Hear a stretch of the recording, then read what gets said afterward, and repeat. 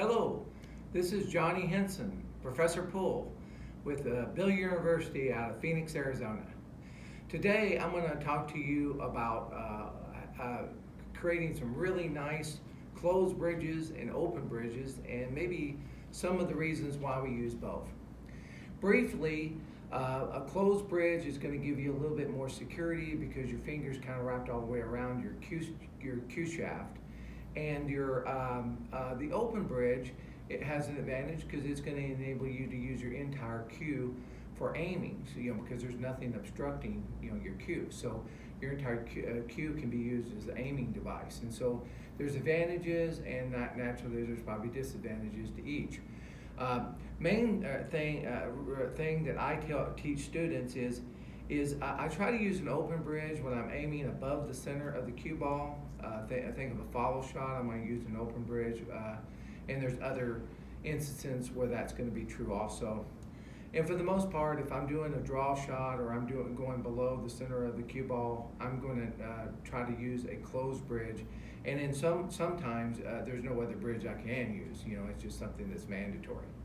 So what I'm going to do is I'm going to briefly show you some ways of setting up both of these bridges, and hopefully this will really help you get off to a good start. So we'll first start with the open bridge, because that's what most people use. What I want you to look at is that I'm going to turn this kind of towards you. What you're going to do is you're going to start out with this finger and this thumb are going to touch each other. Now your thumb's going to be up in the air, and if you notice, there's going to be a little V there, and this is going to be where your stick rides. So basically, touch those two together. This finger is going to be at about a 45-degree angle with your cue. So this finger here will be at about a 45-degree angle.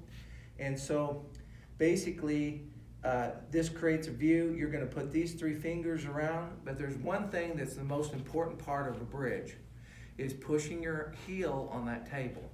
I see all the time that people are floating around like this and their heels off the table. Well, there's nothing there. It's not solid.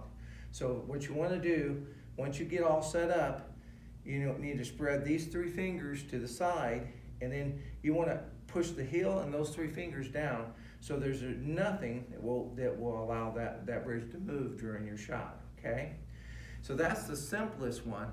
The number one flaw that I think most people have with bridges is that they want to put and I'll kind of go straight at you so it kind of makes a little bit more sense.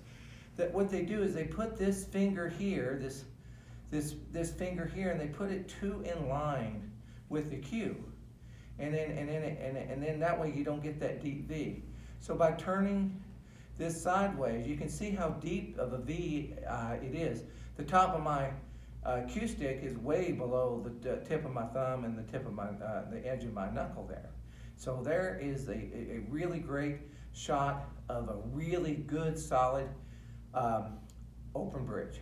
Okay. Now we're going to move on to the closed bridge. Okay. Now the closed bridge is very similar. What you're going to do is you're going to start out by making an OK sign, okay?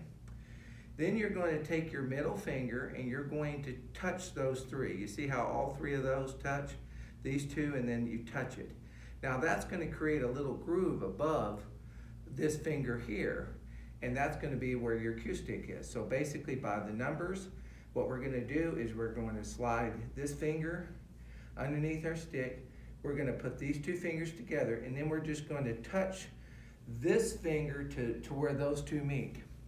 And when you do that, you can slightly turn your hand a little bit toward your stick if you want it to be a little bit more stable, because this might be pretty loose.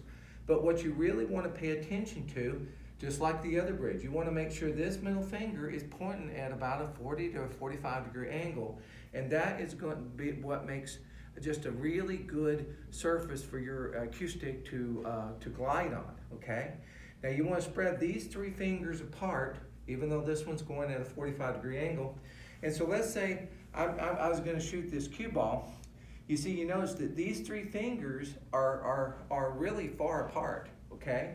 And so basically, I'm gonna push the heel on the table, and then right before I get ready to shoot, I'm gonna push those fingers down enough to where you should be able to see white around your fingernails.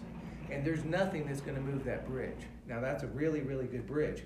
But it should be fluid too. It shouldn't be restrictive, okay? Okay, so now I'm gonna kind of show you this straight at you too, just so you can get it from a different view.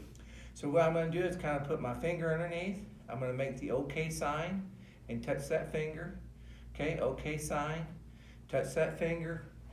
And I'm gonna spread these 3 fingers apart, but this one's gonna be going at about a 45-degree angle with my stick.